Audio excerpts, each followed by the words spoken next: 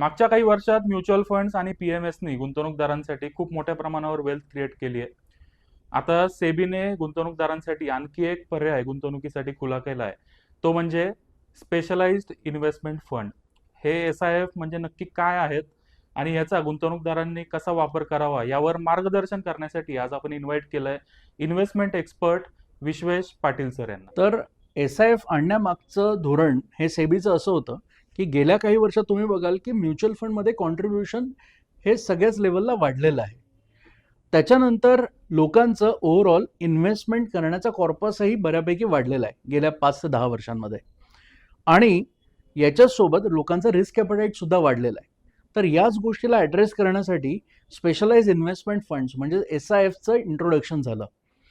आता हा फंड जो आहे हे काही वेगळी म्युच्युअल फंडची कॅटेगरी नाही आहे. हे म्युच्युअल फंडचीच एक स्कीम आहे.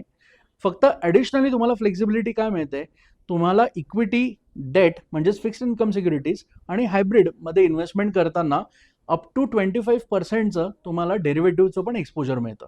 यानी फायदा काय होतो की व्होलाटाईल मार्केटमध्ये तुमच्या कॉर्पसला फार फरक पडत नाही.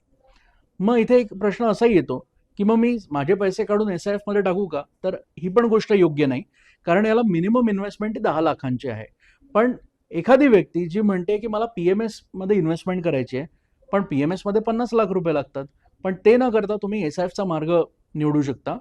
तुमचे काही ठराविक फंड्स एकदा म्युच्युअल फंडमध्ये इन्व्हेस्ट झाले, उरलेली रक्कम मग तुम्ही SIF मध्ये आणा आणि SIF थ्रू तुम्ही तुमचे गोल्स प्लॅन करू शकता.